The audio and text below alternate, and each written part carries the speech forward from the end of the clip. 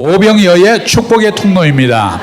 나는 아시안 10개국의 영혼을 책임지고 살리는 기도원의 300 용사입니다. 아멘. 자, 오늘 하나님께서 우리에게 허락하신 말씀 한번 봅니다. 한 절입니다. 다 같이 일어나셔서 야고보서 1장 14절과 15절의 말씀입니다. 큰 소리로 같이 봉독할까요?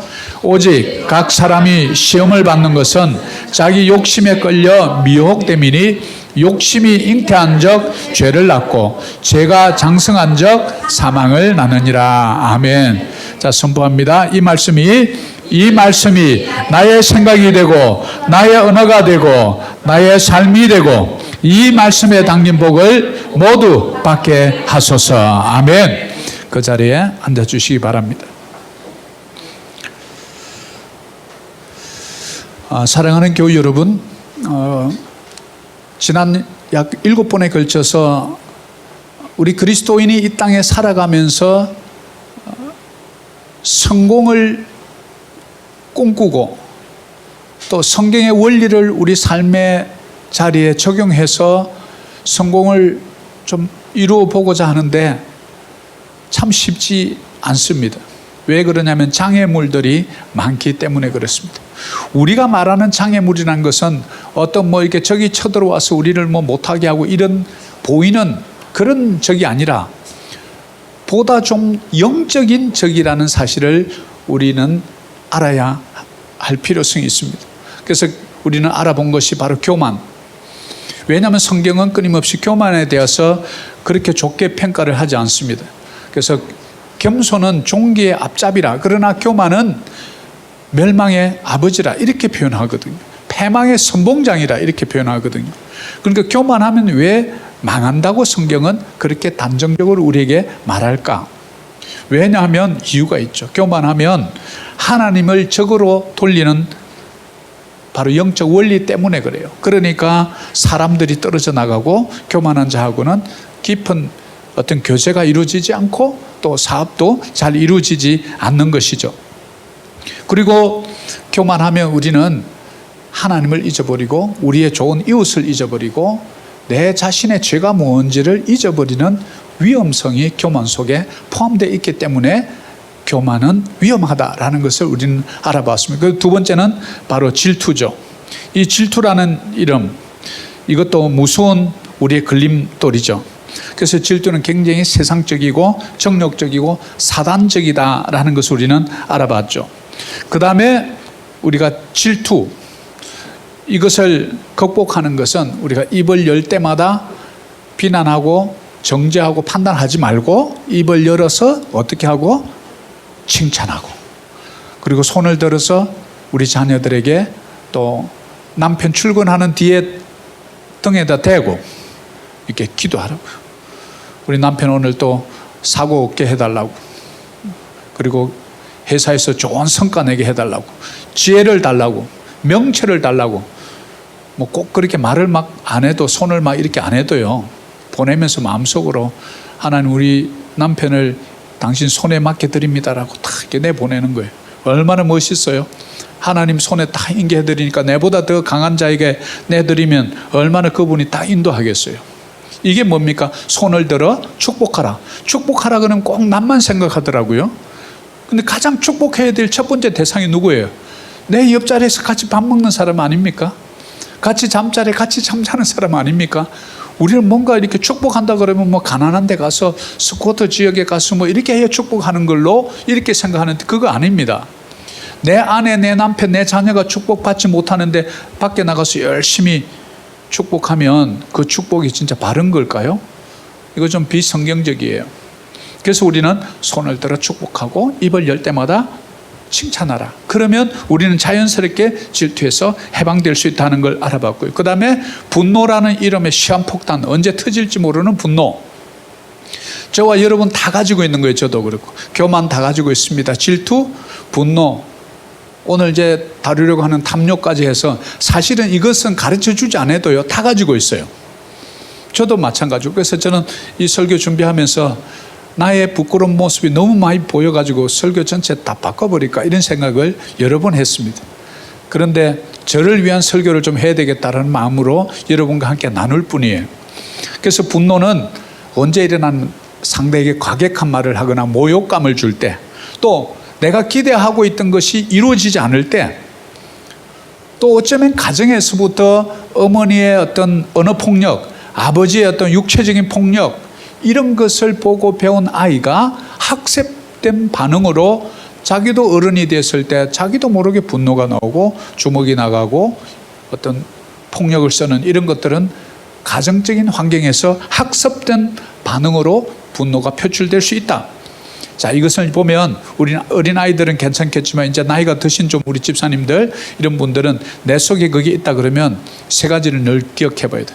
내가 어릴 때 내가 하고 싶은 일을 늘 못하게 하고 어떤 분노가 축적되어 있을 경우, 또 좀 강한 어머니 강한 아버지 밑에 자란 청년들이 그런 게 있더라고. 그리고 늘 이렇게 싸움하는 부모를 둔 바로 그런 데서 이 학습이 되거든요. 이것을 이제 돌아봐야 합니다. 그래서 분노의 원인을 잘 알아야 하고, 그리고 여호와 앞에 잠잠하라. 사람들 앞에 가서 떠들어봐야 소문만 안 좋게 납니다. 하나님 앞에 조용히 잠잠하라, 이 말은 조용히 그냥 눈 감고 있으란 말이 아니고 하나님 앞에 내 분노를, 내 어려움을 토로하라. 십자가 밑에 내려놓으라, 그 말이에요. 주님, 나 진짜 그 사람 참 밉습니다. 진짜 그냥 너무 미워요. 욕을 해주고 싶어. 이걸 주님 앞에 털어놔야지. 그걸 갖다가 다른 사람한테 털어놓으면, 야, 그 사람이 생긴 거는 순하게 곱상하게 생겨가지고 생각하고 보니까 무섭더라, 이렇게 하면서 소문이 또 금세 나요. 그러면 대인관계에 지장이 많습니다. 그러니까 그걸 주님 앞에 털어놔야 돼. 그 다음에 세 번째, 성령의 충만함을 받으라. 성령의 충만함을 받는다는 것은요, 내 삶의 주인이 하나님이라는 얘기예요. 그러면요, 내 생각에서 하나님의 생각으로 생각이 바뀝니다. 그러면 미워하던 그 사람이 미워할 상대가 아니라 내가 그저 이해해주고 용서해주고 사랑해줘야 될 존재라는 것을 깨닫게 되는 것을 우리는 성령 충만이라 이렇게 말합니다.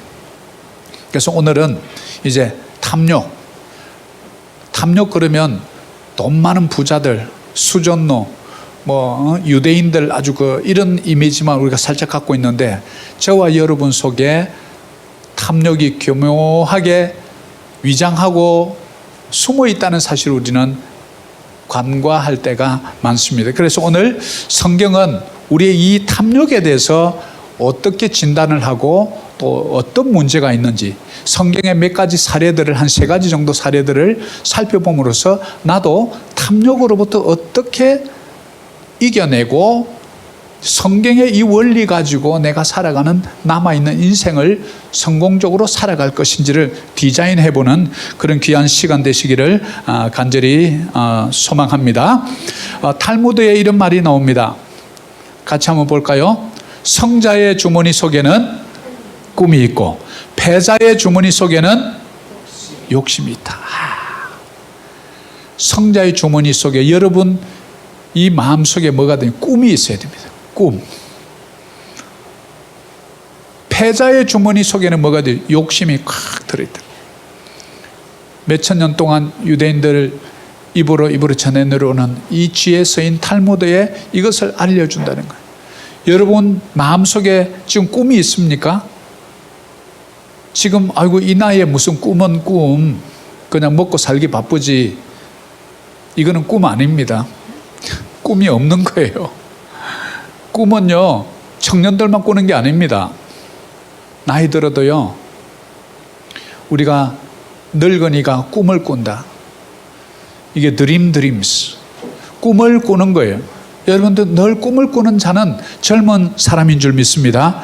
육체적으로 어떤 생리학적으로 나이가 많다고 해서 늙은 것이 아니고요, 꿈이 없는 자가 늙은 자라는 사실이에요. 젊은 우리 청년들도 꿈이 없으면 노인 젊은이에요. 노인 젊은이. 꿈이 없는 세대들이 많아요. 그러나 패자의 주머니 속에 욕심이 가득 들어있으면 늘 실패할 수밖에 없다라는 걸 탈무드가 알려줍니다. 하나를 더 보는데요, 찰스 라일리라는 달라스 신학교의 교수입니다. 신학자인데요. 자, 같이 한번 봅니다. 탐욕은 소유가 적을 때, 소유가 많을 때, 혹은 그 중간 어느 정도일 때 탐욕스러울 수 있다. 탐욕은 환경 때문이 아니라 마음에서 나오기 때문이다.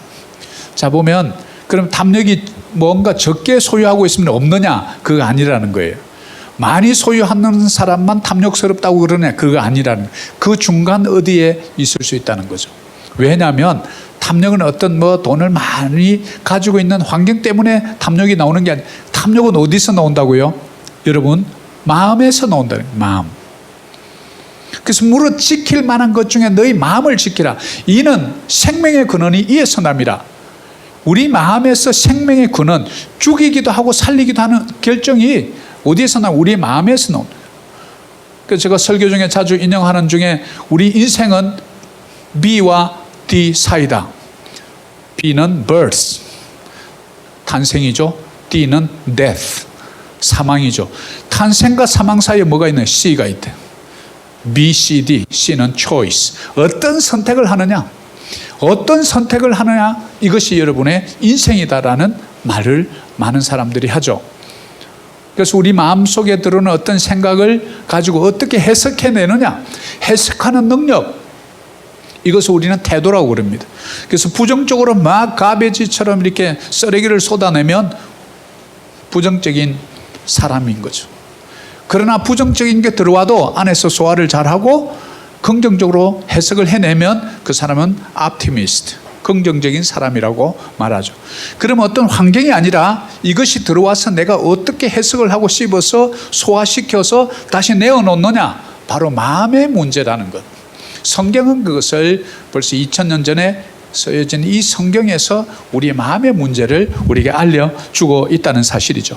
오늘 바로 야고보서 바로 1장 14절, 예수님의 동생, 처음에 예수님이 미쳤다고 생각했던 형제들, 그 중에 야고보 바로 밑에 동생인데요. 예수님 바로 밑에 동생이, 그가 그 형님을 지켜보고 33살을 살 동안에 지켜보고 그가 십자가에서 돌아가시고 부활하시고 성전하신 모든 것을 지켜본 동생이 뭐라고 우리에게 알려주냐면, 오직 각 사람이 시험을 받는 것은 같이 봅니다. 자기 욕심에 끌려 미혹됨이니 욕심이 잉태한 적 죄를 낳고 죄가 장성한 적 사망을 낳니라. 그럼 욕심이 미혹되는 원인이라. 테라하고 루나 좀 이렇게 투자하면 돈을 억수로 본다. 이래가지고 억수로 돈을 집어넣는 거예요. 그래 억수로 돈을 잃었대요. 욕심이요, 내가 벌 수 있는 능력 안에 내가 땀 흘려서 벌 수 있는 것, 그거 이외에 뭔가 일확천금을 노리고 뭔가 작은 거 넣고 큰 거 돼서 나오는 것, 그런 건 세상에 없습니다. 그 농부의 땀밖에 없어요. 작은 고구마 하나 심었는데 여러 개 나오는 것은 가을까지 기다릴 때 그게 되는 거예요. 욕심이 있으면요, 그것이 나중에 죄를 낳아요. 그래서 주위에 있는 친척들, 이웃들 돈 다 땡겨가지고 친척들, 친구들 간에 다 원수되고 전화하면 전화도 안 받고, 그래가 뭐 그냥 홧김에 술 먹고 불을 지르질 않나. 재판에서 졌다고 변호사 사무실에 가서 불을 질러가지고 무고한 사람들 생명을 7명을 죽게 하지 않나. 뭐예요 이게? 우리 속에 이 탐욕, 이 마음을 제대로 다스리지 못할 때 이것이 죄가 된다는 거예요. 죄가 되니까 어떻게 해요? 죄가 장성해서 사망을 낳는다는 거죠. 다른 사람의 생명을 그렇게 값없이 그냥 죽이면 그 천국 가겠습니까? 그래서 우리는 탐욕, 바로 욕심이, 이거는 뭐냐면 필요를 넘어서 내가 축적하기 위해서 가지고 있는 이 소유욕은요, 끝이 없어요. 차가 없던 사람들은 차 한 대만 주세요. 아무 차나 괜찮습니다. 이러다가 작은 차를 딱 타고 교회 오는데 옆에 있는 집사님 차는 참 좋은 차가 싹 들어가니까 아이고 이것도 차가, 이러다가 이제 또 비교해가지고 그냥 집에 가면서 시험이 되는 거예요. 그전에는 그냥 차 주셔서 감사합니다. 주님, 주님 최고입니다. 막 이러다가 옆에 차 보고는 그냥 감사가 싹 도망가 버려요. 우리 인간이 이렇게 약해요. 우리가 그 약함을 인정해야 돼요. 아, 나는 그런데 흔들리지 않아. 안 그렇습니다. 그런 사람이 제일 먼저 넘어집니다.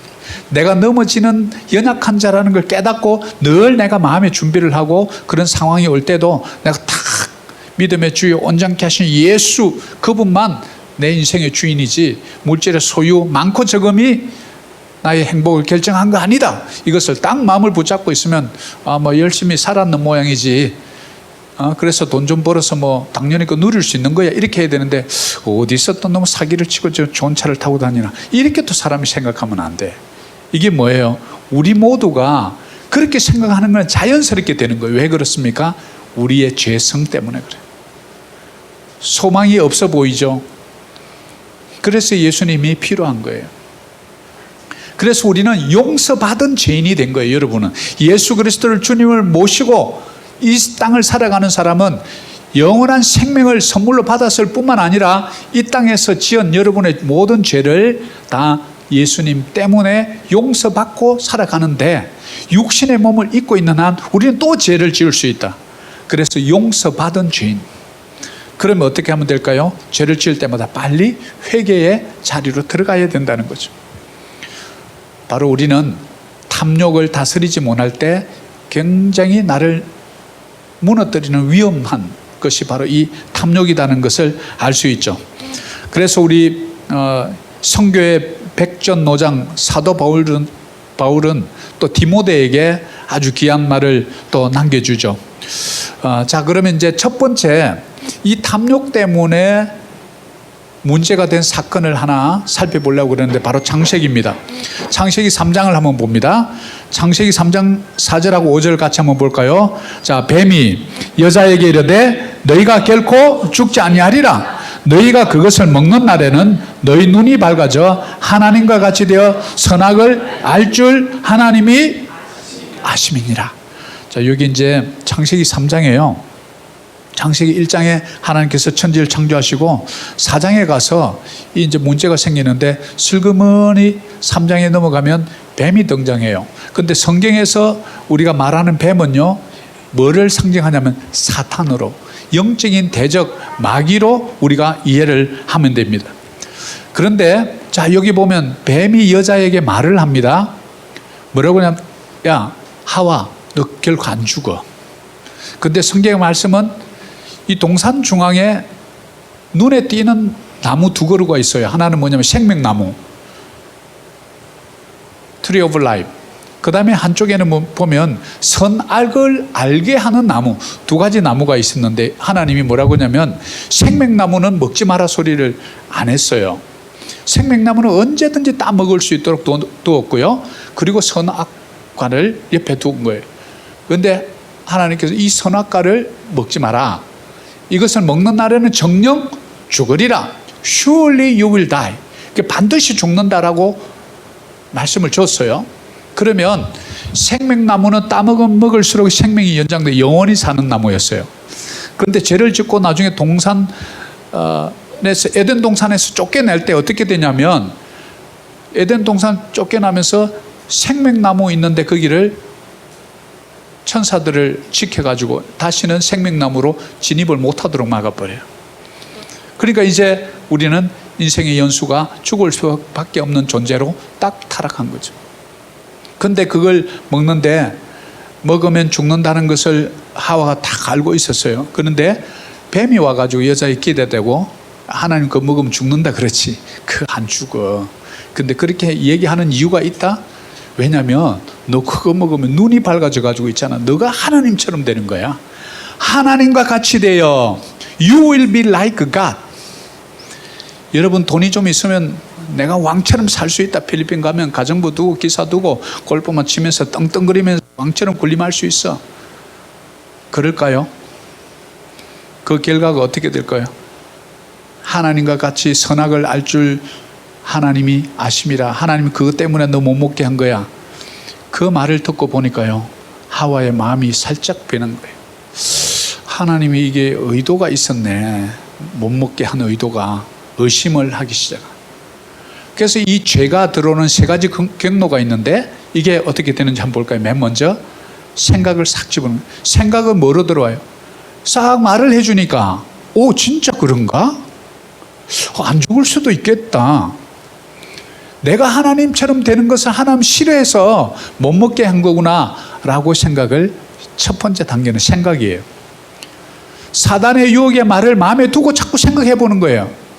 하나님의 말씀, 먹지 마라. 먹는 날은 정령 죽으리라. 이것을 묵상해야 되는데 사단이 와서 야 그거 먹으면 너 하나님처럼 돼. 이것을 묵상하는 거예요. 우리가 생각을 잘해야 합니다.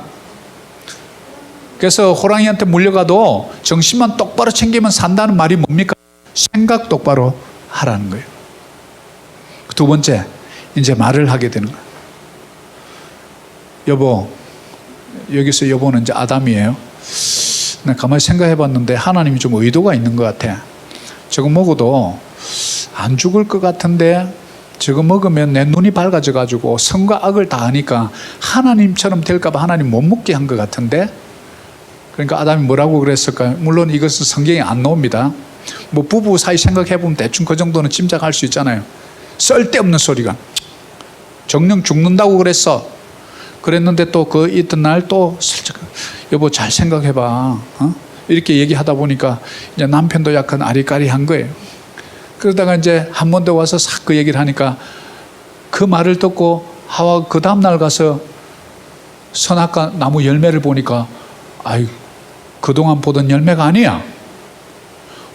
보암직도 하고 먹음직도 하고 탐스럽게 열린 거예요. 그전에는 그러지 않았어요. 근데 이 욕의 말을 탁 듣고 보니까 보암직도 하고 먹음직도 하고 그러니까 뭐예요? 입맛이 막 돈다 이거예요. 눈을 보는데 입에 침이 흐르는 정도. 그 정도로. 그전하고는 왜 이렇게 달라졌을까요? 누군가의 말을 듣고 나서부터 그것을 생각하면서부터 생각을 하면서 쳐다보니까 이 선악과 열매가 다르게 보이는 거예요. 말. 우리 말 조심해야 됩니다. 스피킹. 우리 말을 더하거나 빼요. 정령 죽으리라. 결코 죽으리라. Surely you will die 그랬는데 죽을까 하노라 이렇게 말을 예쁘게 하려고 그랬는지 모르겠어요. 죽을까 하노라. 죽을 수도 있지 안 죽을 수도 있지 이렇게 이제 말을 더하거나 빼요. 그리고 세 번째 걷기야 쳐다보고 보암직도 하고 먹음직도 하던 건 나중에 결국은 가서 따먹고 여자만 먹은 것이 먹고 아담 내가 얘기했던 거지 먹어보니까 맛만 좋다. 먹어봐 이러면서 싹 주니까 남자도 당신 안 죽었나? 이렇게 보고 안 죽은 거 보고 괜찮구나 하고 먹다가 목에 딱 걸려붙어. 그리고 하나님 나가지고 아담 부르니까 이 먹다가 목에 걸려가지고 그래서 이게 영어 이름이 아담스 애플이 영어로는. 여자들은 없어요. 왜냐 이미 다 상카붙기 때문에. 남자들 딱 먹다가 딱 걸린 거야. 그래가지고 먹다가 딱 삼키려고 하는데 아담 그러니까 하다가 딱 걸려가지고 아담스 애플. 뭐 꼭 맞는 건 아닙니다. 그래서 이 여자가 실과를 딱 먹고 남편에게 주면 죄는 이렇게 이동 생각으로 말로 행동으로 이것을 우리는 늘 기억해야 합니다. 이 죄가 들어오는 경로를 우리가 알고 있어야죠. 그래서 우리 죄가 눈을 가려버리면요 담대해져요. 그래서 이 죄가 무서운 거예요. 죄가 반복되면요 담대해집니다. 그래서 탐욕은 죄에 대해서 담대하게 만들어 버려요. 그래서 이것이 이제 아주 우리가 주의해야 되는데 그래서 탐욕은 우리 눈을 변질시켜 버려요. 그래서 이 탐욕의 눈으로 보면 세상이 달라 보이는 거죠. 그래서 어떻게 됐어요? 하나님과 단절, 아담 남편과의 단절, 그렇게 먹다가 목에 탁 걸리고 나니까 아담 지금 너 뭐 먹은 거야? 나 그거 먹지 마라 그랬잖아. 그러니까 갑작스레 목이 캑캑거리면서 하나님 당신 준 저 여자가 줘가지고 내가 먹었어. 그러면서 그때부터 부부 관계가 아주 화합했을까요? 서로 이해하고 이랬을까요? 그때부터 이제 하와는 평생 죽을 때까지 이제 그 사건을 안 잊는 거야. 누구처럼 임신했을 때 뭐 하나 안 사줬다고 두고 죽을 때까지 남편한테 이제 얘기하는 거야. 아담 그래도 내 남편 맞아? 급하니까 내 팔도만 남자가 좀스럽게 자기 책임지겠습니다 안 하고 내보고 뭐 내가 줘서 먹었다며 이러면서 이제 평생 아담이 시달릴 것을 생각하니까 아담이 좀 불쌍하긴 해요. 탐욕이 들었으니까 어떻게 됩니까? 이제 하나님이 나올 때마다 동산 시원할 때, 동산 거닐 때 하나님 나오면 아담과 하와가 나무 뒤에 숨는 거예요. 죄가 들어오면요, 여러분 숨습니다. 죄가 들어오면요, 교회를 자꾸 피해요. 죄가 들어오면요, 예배를 자꾸 빠져요. 왜요? 숨어요, 숨어. 이 성경이 알려주잖아요. 하나님을 피하여 나무 뒤에 숨게 된다. 우리가 이거 꼭 기억해야 합니다. 그래서 잠언 4장 23절에 이렇게 말하죠. 같이 한번 크게 봅니다. 모든 지킬 만한 것 중에 더욱 내 마음을 지켜. 뭐가 나온다고요? 생명의 근원이 이에서 납니다. Keep your heart. 근데 개역 개정에는 이렇게 마음이라고 해놨는데요. 실제로 킹 제임스 버전, 영어 버전은 좀 더 원어에 가깝게 되어 있습니다. 그래서 우리 한글은 개역 개정으로 제가 올리고 영어로는 늘 킹 제임스 버전을 통해서 원래 원어의 뜻이 변질되지 않도록 제가 늘 보는데 Keep your heart예요. heart. 우리가 성경에 말하는 마음이라고 하는 것은 보통 NIV에는 mind라고 이렇게 하는 mind는요 생각하는 것을 말해요. 그런데 여기는 keep your heart 하면 우리의 감정의 영역을 말해요. feeler, 우리의 감정, 희노애락 이 부분. 그러니까 뭐냐면 지킬 만한 것 중에 너 감정을 잘 지키라는 거예요. 감정을. 왜요? 그 감정이 무서운 거예요. 감정을 못 다스리니까 분노가 나오고 질투가 나오고 교만스럽게 굴고 하는 거 아니에요. 그렇게 되면 생명의 근원이 막혀버리는 거예요. Spring the issue of life. 우리는 마음의 문을 그래서 잘 지켜야 된다. 그리고 출애굽기 16장을 통해서 우리는 두 번째 우리 탐욕에 넘어진 경우를 보려고 합니다. 출애굽기 16장 4절 같이 한번 봉독합니다. 그때 여호와께서 모세에게 이르시되 보라 내가 너희를 위하여 하늘에서 양식을 비같이 내리니 백성이 나가서 일용할 것을 날마다 거둘 것이라. 이같이 하여 그들이 내 율법을 준행하나 아니하나 내가 시험하리라. 자, 여기 보면 이제 출애굽한 이스라엘 백성들이 출애굽해서 이제 홍해를 건너고 그리고 이제 물이 없어서 이렇게 보니까 마라에 도착했는데 물이 있어요. 그 물을 보고 물이 썬 거예요. 거기다 너무 어느 짝대기를 던졌더니 이게 단물이 됐다. 그러면서 물이 그 정도 가지고 한 200만 명이 다 마실 수 없으니까 좀 더 오니까 엘림이라는 지역까지 와서 엘림의 12그루 종려와 물샘을 통해서 그들이 물을 마시고 그리고 탁 왔는데 이제 또 불평하는 거예요. 원망하는 거예요. 하나님 물만 먹고 삽니까? 배가 고파 죽겠습니다. 원망하는 거예요. 그래서 하나님이 하늘에서 양식을 비같이 내려줄게. 일용할 것을 날마다 거둘 것이라. 여기에 보면 a certain quota every day. 매일매일. 그래서 예수님께서 마태복음에 우리에게 기도를 가르쳐 달라 제자들이 말했을 때 우리에게 일용할 양식을 주옵시고 이렇게 기도하라는 거예요. 예수님이 가르쳐 준 유일한 기도는 바로 주기도문입니다. 주기도문은 하나님의 기도예요. 완벽한 기도예요. 그곳에 뭐를 넣어뒀냐면 우리의 일용할 양식을 위해서 기도하라는 것을 알려줬어요.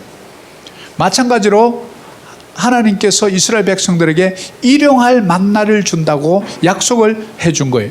그래 놓고는 매일매일 내가 하늘에서 이 양식을 주나 안 주나 보고 내 율법을 준행하나 내가 너 시험해 볼 거야. 이렇게 이제 말하는 장면이에요. 우리 인간의 연약함이 바로 여기 있어요. 홍해를 건널 때 미리암의 그 노래를 보면요. 물을 가르시고 그냥 물벽을 벽 삼아서 하나님께서 우리를 구원하셨는데 애굽의 모든 최첨단 병기 전차 다 물에 빠졌고 수장시켰네. 여호와를 찬양할지어다 막 이러면서 막 찬양하던 그들이요. 나와가지고 마실 물 없다고 하나님께 막 원망을 퍼부어요. 모세에 대고 퍼붓습니다. 애굽에 매장지가 없어서 우리를 불러냈느냐라고 막. 그리고 물을 좀 마시고 나니까 또 배고프다고. 이게 뭐냐면 바로 출애굽하고 나서 45일 정도 됐을 때 얘기예요. 사막에서 하나님께서 먹이시는데 하늘로부터 내가 충분히 줄 테니까 하루 일용할 양식만 거둬. 이렇게 이제 명령을 한 부분이거든요. 만나란 뜻이 이게 뭐지? 만나? 이렇게 만나라는 뜻이 이것이 과연 무엇이지? 만나 이 뜻이에요. 만나가 다른 게 아니고 그래서 만나 뭐 식품점도 쓰고 뭐 이름을 많이 썼는데 이것이 무엇이지? 이 뜻이 만나라는 뜻이라니까. 그런데 사람들이 이제 만나를 내리는데 만나를 하루씩만 굳어야 되는데 꼭 그 중에 또 욕심 있는 사람이 있어요. 주울 만큼 주워 오는 거야. 이튿날 아침에 보니까 싹 썩어버렸어. 하나님이 그랬잖아요. 일용할 것을 날마다 거두라. 내가 내 율법을, 내 이 말씀을 지키나 안 지키나 내가 시험해 볼 거야. 딱 걸린 거야. 이게 뭐예요? 내가 하루 오늘 먹고 내일 또 하고 단 이 금요일 되면 토요일이 이제 그 당시에도 안식일이니까 이틀치를 거두는데 그날은 또 이틀을 갖고 있는데도 안 썩는 거예요. 하나님의 법은요 완벽해요. 하나님 명령대로 따라가면 완벽하다고. 그것을 인간의 생각으로 하나님의 말씀보다도 인간의 생각이 우선될 때 우리의 계산이 다 착오가 생긴다는 소리. 좀 이틀치 거들서 좀 많이 먹어야지. 이튿날 보니까 싹 썩어가 냄새 나는 거예요. 그런데 주일을 앞두고 안식일을 앞두고 이틀치를 거다가 했는데 그 다음날 보니까 하나도 안 썩었어. 왜? 하나님의 법이 그래요. 우리 인간의 탐욕, 하나님의 말씀을 벗어난 과도한 욕심, 더 쌓으려고 하는 소유욕, 이것은요 이튿날 자고 일어나면 썩어버려요. 필요 이상을 쌓아둠으로써 우리의 마음의 탐욕이 쌓이는 거죠. 괜한 수고만 한 거예요. 그래서 여러분, 우리는 이 욕심으로부터 벗어나려면요 우리는 하나님을 인정해야 합니다. 왜 인정하는 게 중요하냐면요 하나님이 창조주라고 우리는 고백하잖아요. 그럼 하늘과 땅과 거기에 충만한 모든 것을 다 그분이 만들었다고 인정을 하면 여러분이 먹는 그것도 누가 만든 거예요? 하나님께서. 여러분이 입고 있는 이 옷도 사진이 인간이 만들고 회사가 만들었지만 이 원자재는 어디서 나온 거예요? 다 하나님 자재 속에서 땅에서 건캐가지고 쇠 만들고 이렇게 해서 지금 건물도 짓고 모래 꺼내가지고 시멘트 발라가지고 건물도 지은 거 아니에요. 인간이 스스로 만들어내서 한 게 있습니까? 그래서 우리는 그 탐욕으로부터 벗어나는 것 바로 뭐냐면 창조주를 인정하는 데부터 우리는 시작된다는 것을 우리는 알 수 있죠. 영적으로 보면 우리가 늘 부족한 인간임을 고백할 수 있어야 돼요.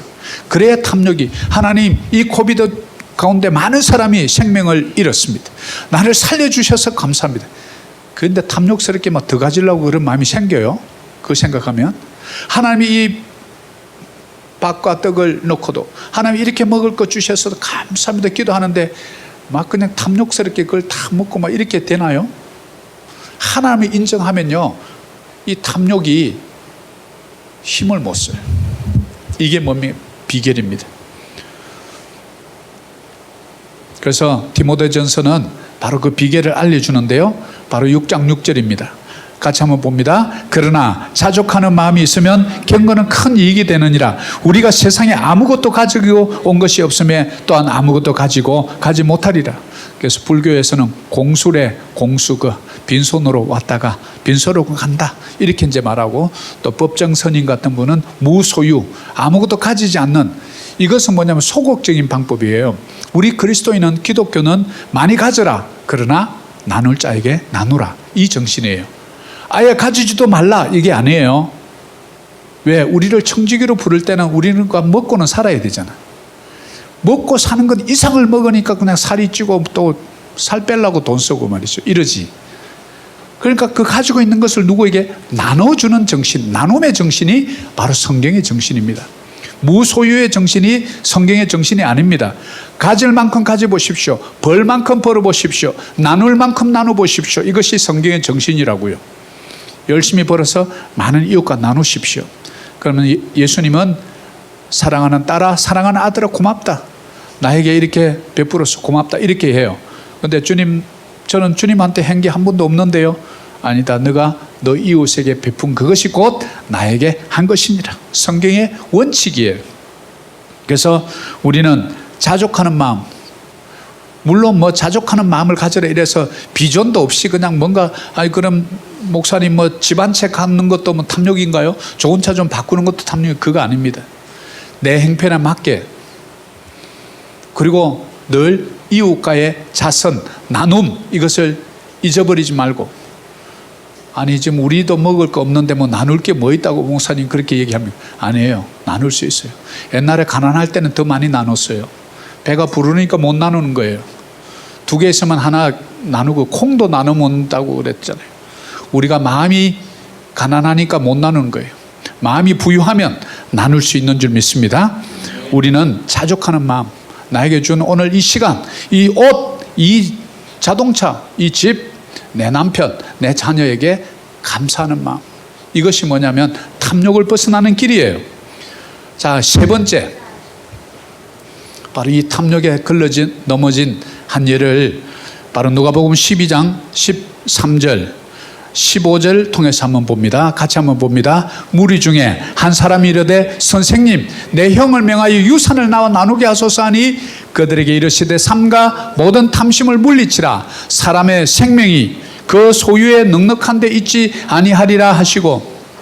자, 유대인들 관습에 보면 부모가 돌아가시면 부모님이 갖고 있는 유산을 나누는 방법이 있습니다. 장자에게는 항상 3분의 1을 줍니다. 그럼 3개가 있으면 2개를 장자에게 주고요, 나머지 가지고 동생들이 나눠 갖는 거예요. 근데 이제 이 지금 누가복음 12장에는 보면 아마 이 유산을 나누는데 형이 자기가 3분의 2만 갖고 나머지 동생에게 줘야 되는데 안 줬던 것 같아. 그러니까 동생이 예수님께 나온 거예요. 예수님, 우리 형님이 있잖아요. 3분의 1만 가져야 되는데 다 가지고 나눠줄 생각을 안 하네요. 좀 나보고 좀 나눠주라고 좀 예수님이 좀 따끔하게 한 말씀 해주시겠어요? 그거예요. 근데 예수님은 거기에는 별로 관심이 없는 것 같아요. 그 형제간의 어떤 유산 다툼에는 별 관심이 없고 본질적인 부분을 예수님은 터치하고 싶었던 거예요. 뭘 봅니까? 삼가 너희 모든 탐심을 물리치라. 그 동생에게 그 얘기하는 거예요. 사람의 생명이 그 소유에 넉넉한 데 있지 않다라고 말해주는 것이죠. 바로 인간의 탐심을 오히려 더 깊은 차원에서 예수님은 경고해주고 있다는 사실을 우리는 알고 있습니다. 저급하고 비열한 인간의 죄악상을 예수님은 본 거예요. 자기를 위해서 재물을 쌓고 하나님을 위해서 부여하지 못한 자, 그것에 대한 책망일 수 있다는 것이죠. 여러분, 우리 행복은 정말로 소유에 있지 않다는 거 여러분 아시죠? 우리가 소유는 필요한 만큼 있으면요 그냥 돼요. 왜냐하면 오히려 진정한 행복은요, 여러분 내적인 평안이 있어야 돼요. 돈을 많이 갖고 있어도 걱정이 앞서 있으면 그게 무슨 사는 게 사는 겁니까? 걱정이 앞서가지고. 가난한 사람은 없어서 걱정하고, 있는 사람은 잊어버릴까 걱정하고, 다 걱정하는 거지. 우리 마음속의 평강, 이 평안은요 세상에서는 얻을 수가 없어요. 우리의 이 구멍난 이 가슴은요 창조주 그분만 채울 수 있다고요. 그래서 부자들 처음에는 물질적인 부를 막 일궈요. 그리고 일구고 나도 마음이 허전하거든요. 그럼 뭔가 또 다른 것을 찾아야 돼. 권력을 찾습니다. 아니면 권력을 둔 사람하고 가까이 지납니다. 또 높은 자리 무슨 명예 박사 무슨 박사 이런 걸 막 따요. 그거 해봐도 별로 이렇게 평안하고 행복하지가 않은 거예요. 그제서야 뭐를 찾으면 영적인 복을 찾기 시작하는 거예요. 그때 이제 이미 늦죠. 그래서 이 영적인 복, 즉 뭐냐면 파스칼이 우리에게 알려준 모든 인생의 영혼엔 구멍이 나 있다. 그 구멍은 세상 걸로는 채울 수가 없고 오직 우리를 창조하신 그분으로만 채워진다. 이것을 모르기 때문에 공허한 거예요. 여러분이 뭐로 만들어져서 흙으로. 그래서 죽으면 흙으로 돌아간다고 성경이 알려줘요. 그러면 흙의 성질이 뭐냐면 바로 하나님께서 이 땅을 창조할 때 흑암이 깊은 중에 있고 공허하고 무질서했던 그 상태, 바로 그게 뭡니까? 예수님을 만나기 전의 상태예요. 흑암이 깊어요. 늘 생각이 어두워요. 미래에 대한 두려움이 있어요. 근심 걱정이 가득 차요. 질서가 없어요. 무질서. 혼돈스러워요. 사상도 혼돈스럽고 그냥 모든 게 혼돈스러워.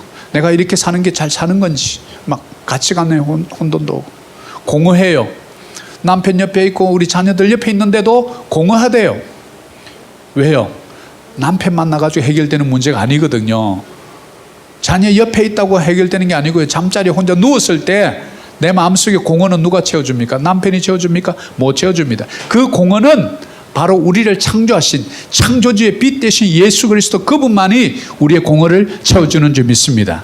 그 공허가 채워질 때 우리가 탐욕에서부터 해방될 수 있는 거예요. 그 공허를 뭐로 채우냐? 소유로 채우고 권력으로 채우고 명예로 채우고 뭔가 많은 것을 쌓아서 남에게 과시하고 보여줌으로써 나의 그 공허를 채우려고 하지만 그것은 다 실패한다. 너의 소유가 넉넉한데 있지 않다. 근본적인 것을 찾아라. 자기 행유산 문제 가지고 동생이 와서 얘기하지만 야 그게 중요한 아니고 더 근본적인 거 너 마음속에 진정 만나야 될 사람을 만나야 그 욕심 너가 진짜 나를 만나면 형한테 다 줘도 아무런 마음이 없을 것 아니냐. 바로 그것을 본질적인 것을 알려주는 거죠. 그래서 탐욕에 사로잡히면요 백의 백은 물질의 노예로 전락해버려요. 물질 때문에 여자를 사고 물질 때문에 사람을 죽이고 물질 때문에 관계를 깨버린다. 그럼 누가 주인입니까? 물질이. 그럼 인간이 뭡니까? 물질의 노예가 되어버린 거예요. 물질을 다스리는 청지기로 우리를 불렀지 우리를 물질의 노예로 보내신 것이 아니라는 사실을 우리는 잊어버린 거예요. 물질은 다스리는 거지 다스림을 받는 것이 아니에요. 하나님의 다스림을 받는 것이지. 우리가 이것을 정확하게 기억할 때 우리는 탐심에서 벗어날 수 있다라는 것을 알 수 있죠. 그래서 우리가 탐심에 꽉 사로잡히면요 타인에 대한 배려가 사라져버려요. 욕심이 있는 사람 더 자기 것만 챙기는 거예요. 상대적으로 말하면 하나님 입장에 보면 상대의 권리를 박탈하게 되는 경우가 생겨요. 이것이 뭡니까? 탐심, 탐욕. 오늘 말씀 맺어볼까요? 우리 욕심이 여러분 속에 마음속에 잉태되면 반드시 우리가 아이를 잉태하면 때가 되면 낳습니다. 욕심을 잉태하는 순간 반드시 결과로 드러나게 돼 있어요. 세 가지 바로 창세기 3장에 나오는 아담과 하와 바로 첫 번째 그 욕망은 어떤 욕망? 죄를 끌어들인 그 욕망은 무엇이었어요? 하나님과 같아지려는 욕망. 이거 굉장히 무서운 죄입니다. 이게 뭐냐면 우상숭배예요. 하나님과 나 사이를 가로막는데 하나님보다 더 귀하게 여기는 내 자식, 하나님보다 더 귀하게 여기는 어떤 물질, 하나님보다 더 귀하게 여기는 어떤 명예, 권력, 이것을 가지고 있다면 이게 뭡니까? 이게 바로 뭐냐면 우상이 되는 거예요. 우상이. 두 번째, 만나를 통해서 일용할 양식을 거두라라고 얘기했지만 좀 더 며칠분을 거둬보려고 했지만 그것은 다 썩어버린 허무한 공허한 욕심이 되어버리더라. 세 번째, 형제와 유산을 나누는 것. 탐욕에 사로잡히니까 형제 간에 다 우애가 깨지고 물질의 노예가 되어버린. 여러분 욕심이 이렇습니다. 예를 다 기억하세요. 하와처럼 하나님처럼 되고 싶은 마음은 나에게 없는가? 여러분 다 있습니다. 필요 이상을 가지고 싶은 일용할 양식, 여러분 일용할 양식 없어서 걱정하는 분은 없잖아요. 오늘 먹을 것은 있잖아. 그럼 내일은요, 성경을 자세히 뜯어보면요, 내일은 내일이 걱정할 것이라 이렇게 원어는 그렇게 해놨어요. 그럼 내일이 네가 걱정할 게 아니고 쉽게 말로 하면 내일은 내일이 걱정한다고 왜 네가 걱정해? 이 말이에요. 성경이 너무 심오하죠? 내일은 내일 때 와서 왜 오늘 밤에 내 생명을 거둘지 누가 아느냐? 부자가 그럽니다. 내가 이렇게 싸놓고 이제 좀 여행도 다니고 이제 떵떵거리면서 살고 기죽지 않고 이제 좀 배부르게 좀 살아야지 여행도 가고 그런데 딱 그래요. 오늘 밤에 내가 네 생명을 거두면 너의 재산이 누구 것이 되겠느냐 이렇게 예수님이 바로 이 유산 문제를 다뤘던 그 말씀에 신약에서 그 얘기를 해줘요. 그래서 내일은 내일이 걱정하는 거 너희들 소관이 아니다 이 말이에요. 사랑하는 여러분 오늘 이 하루 행복하십니까? 여러분 오늘 이 하루에 가진 것에 만족하십니까? 민우는 모르는 게 답이야. 아직까지 모를 때야. 행제유산 물질의 노예가 돼서는 안 되고 물질의 청지기가 되어서 잘 다스리라. 그래서 오늘 우리 어떻게 적용할까요? 이번 한 주 동안 혹시 이런 세 가지가 떠오를지 몰라요. 그런 환경에 처할지 그럴 때 우리는 어떻게 해야 되냐면 디모데전서 6장 6절의 말씀을 기억하는 거예요.